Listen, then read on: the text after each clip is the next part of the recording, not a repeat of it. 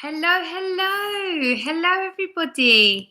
I'm sorry, I'm a little bit late today. So we'll see how many people are joining us today, and then depending on how many people join us, we will decide how long today's story time is. And I've just realised I've gone on the wrong one. On Instagram, let's just change it.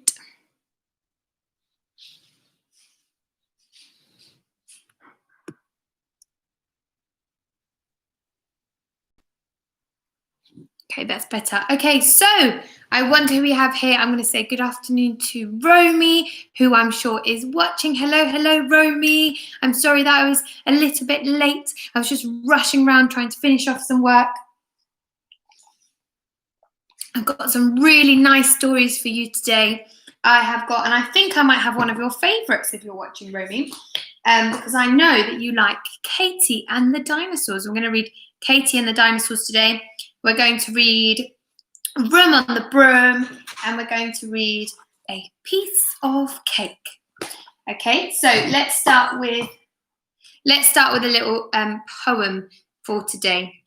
Hello to Roxana and Francis if you are watching. Hey girls, how are you? Okay, let's read. I think my teacher is a cowboy. It's not just that she rides to school on a horse and carries a Colt 45 in her handbag. It's not just the way she walks, hands hanging over her hip. It's not just the way she dresses, Stetson's hat and spurs on her boots. It's not just the way she talks, calling the playground the Coral, the heads from the sheriff's office, the school canteen, the chuck wagon, the school bus, the stagecoach, the bike sheds, the livery stable. What gives her away is when her home time pips go, she slaps her thigh and cries, "Yee-haw!" And that's by John Caldwell. Hello to Otto and Romy if you're watching. Hello, Ren, if you're watching. Hello. Hello, Noah, if you're watching. Right, let's go for our first story of the day. So our first story today is A Piece of Cake. A Piece of Cake. Let me make sure that everyone can see the book. Moment, trying to stay fit. A Piece of Cake. I'm fat, said Mrs. Large. No, you're not, said Lester. Hold on, let's just get this. No, you're not, said Lester. You're our cuddly mummy, said Laura. You're just right, said Luke. Mummy's got wobbly bits, said the baby. Exactly, said Mrs. Large. As I was saying, I'm fat. We must all go on a diet, said Mrs. Large. No more cakes, no more biscuits, no more crisps, no more sitting around all day. From now on, it's healthy living. They're going to be healthy. Oh no, I would miss cake very much. Can we watch TV? Asked Lester as they trooped in from school. Certainly not, said Mrs. Large. We're all off for a nice healthy jog round the park. And they were. What's for tea, Mum? Asked Laura when they arrived home. Some nice, healthy watercress soup. Mrs. Large, said Mrs. Large, followed by a nice, healthy cup of water. Oh, said Laura, that sounds nice. I'm just going to watch the news, dear, said Mr. Large when he came in from work. No, you're not, dear, said Mrs. Large. You're off for a nice, healthy jog round the park, followed by your tea, a delicious sardine with grated carrot. I can't wait, said Mr. Large.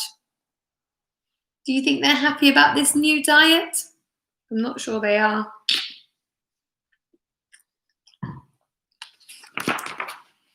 It was awful.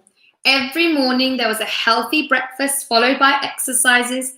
Then there was a healthy tea followed by a healthy jog. By the time evening came, everyone felt terrible. They're so tired. We aren't getting any thinner, dear, said Mr. Large. Perhaps elephants are meant to be fat, said Luke. Nonsense, said Mrs. Large. We mustn't give up now. Wibbly wobbly, wibbly wobbly went the baby. It's not making her feel any better, is he? One morning, a parcel arrived. It was a cake from Granny. Everyone stared at it hopefully. Mrs. Large put it into the cupboard on a high shelf. Just in case we have visitors, she said sternly. Everyone kept thinking about the cake. They thought about it during tea. They thought about it during the healthy jog. They thought about it in bed that night. Mrs. Large sat up. I can't stand it anymore, she said to herself. I must have a piece of that cake. Oh, Mrs. Large crept out of bed and went downstairs to the kitchen. She took a knife out of the drawer and opened the cupboard. There was only one piece of cake left. It looks like everyone else had the same idea as Mrs. Large. Aha, said Mr. Large, seeing the knife. Caught in the act. Mrs. Large switched on the light and saw Mr. Large and all the children hiding under the table. There is one piece left, said Laura in a helpful way. Mrs. Large began to laugh. We're all as bad as each other, she said, eating the last piece of cake before anyone else could. I do think elephants are meant to be fat, said Luke. I think you're probably right, dear, said Mrs. Large. Wibbly wobbly, wibbly wobbly went the baby. Ready? 1, 2, 3. And I'm sure they love each other just the way they are.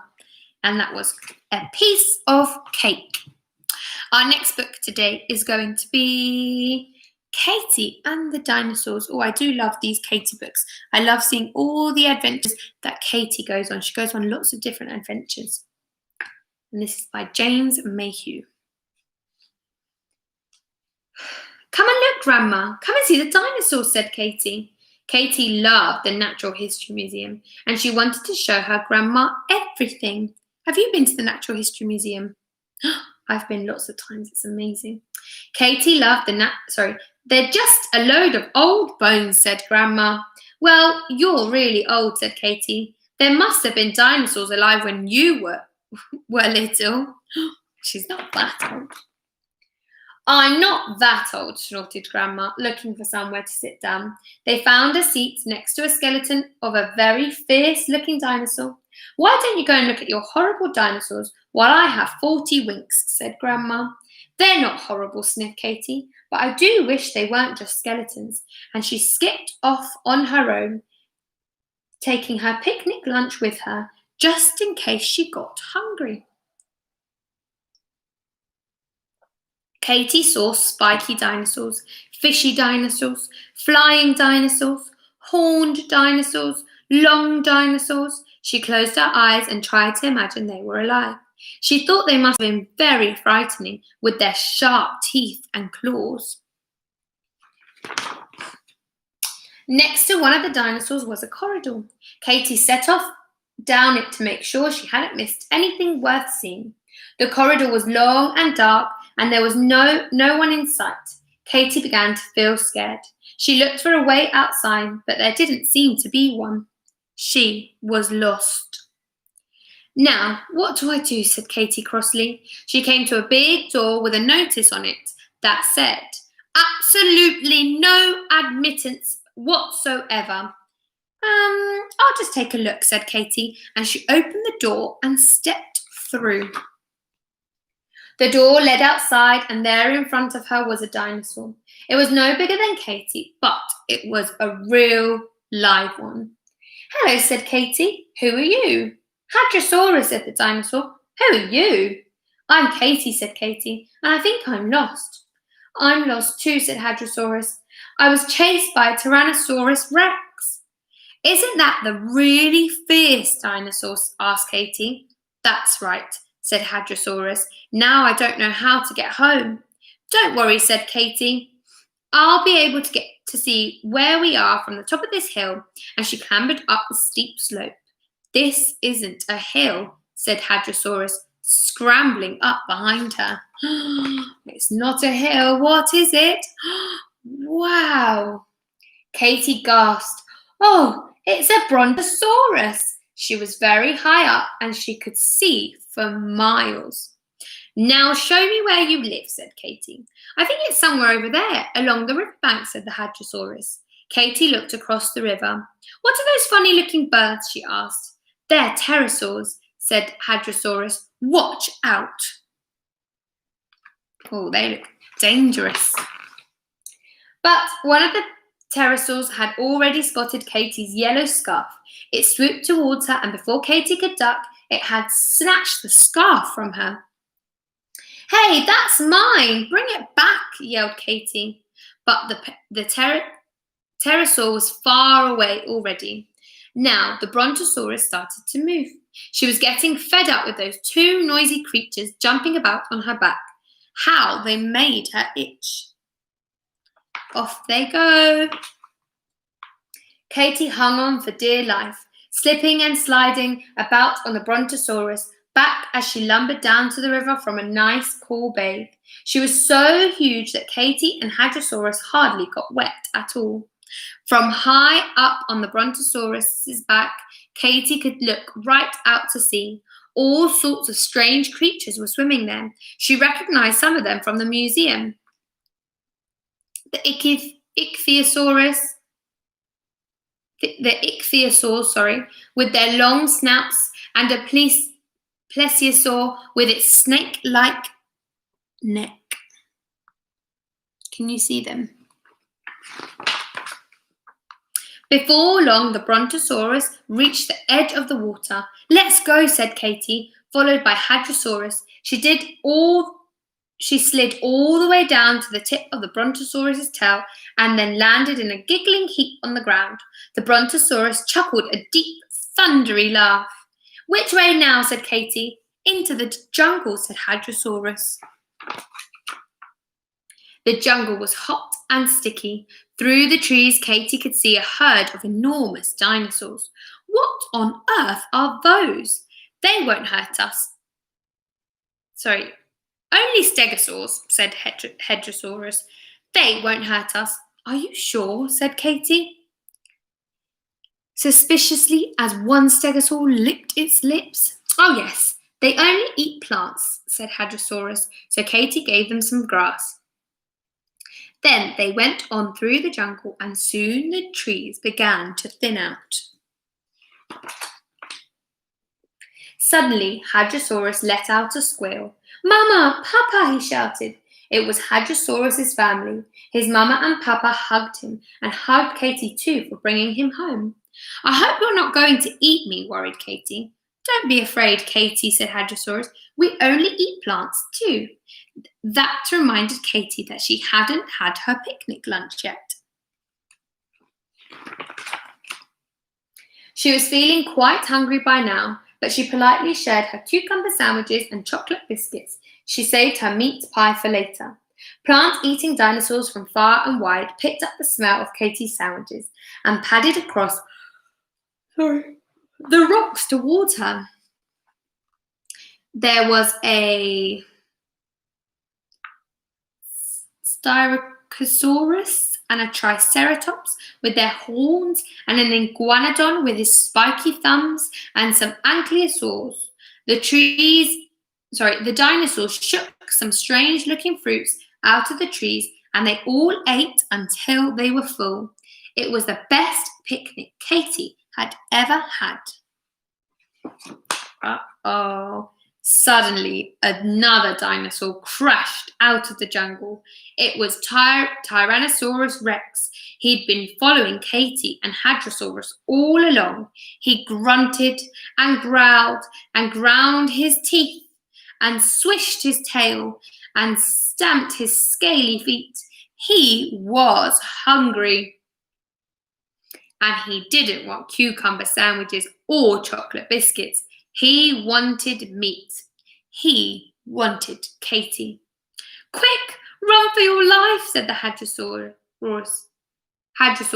and Katy took to her heels. All the dinosaurs ran away in alarm. They ran away, Tyrannosaurus Rex thundered after Katy, and the dinosaurs as they ran through the jungle towards the river. Katy got out of breath, but she kept on running. At last she could see the museum ahead of her. If only she had stayed safely inside. Then she remembered the meat pie. She tore open her lunchbox and threw a piece at the Tyrannosaurus Rex. Is it going to work? Is he going to eat it? Let's see. The Tyrannosaurus stopped in his tracks. He sniffed the piece of pie and he ate it up. He liked it so much that Katy threw him the rest, even though she'd been saving it for herself, and the Tyrannosaurus Rex padded off into the jungle again, contentedly clutching Katy's lunchbox. Phew! That was close, said Katy. It was getting late now, so Katy turned to say goodbye to Hadrosaurus. I do wish you could come home with me, she said, but Grandma would only scream and make a fuss. I'm happy here with my family anyway, said Hadrosaurus. He gave Katy a lick. Thank you for helping me find them. Blech, spluttered Katy, as dinosaurs have very sloppy tongues. Then she went back through the door into the museum. This time, Katy easily found her way through the museum. Grandma was waiting where she had left her. Where on earth have you been? Asked Grandma. I've seen all kinds of dinosaurs, said Katy. Why don't you come and have a look too? All right, said Grandma. Where do we start? This way, said Katy, taking her hand. Off they went. And there are all the dinosaurs that they saw. Are we ready? 1, 2, 3. And that was Katy and the dinosaurs. I hope you enjoyed that. So I'm going to do 20 minutes from now on, and we are nearly out of time. But because I started a little bit late, I am going to read you a poem before I go. So let me find a nice one. Here's one called The Fairies. And we can have a little look at the picture. The fairies. Up the airy mountain, down the rushy glen, we daren't go a-hunting for fear of little men. We folk, good folk, trooping all together, green jacket, red cap, and white owl's feather. Down along the rocky shore, some make their home. They live on crispy pancakes of yellow tide foam, some in the reeds of the Black Mountain Lake, with frogs for their watchdogs all night awake. High on the hilltop, the old king sits. He is now so old and grey. He's nigh lost his wits with a bridge of white mist. Columkill he crosses on his stately journeys from Sleevelig to Ross's, or going up with music on the cold, starry nights to sup with the queen of the gay northern lights.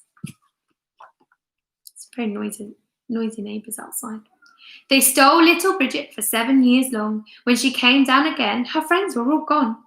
Politely back between the night and the morrow. They thought that she was fast asleep, but she was dead with sorrow.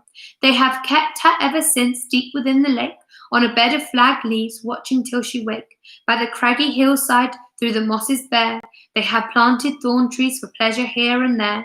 Is any man so daring as dig them up in spite? He shall find the thorny set in his bed at night.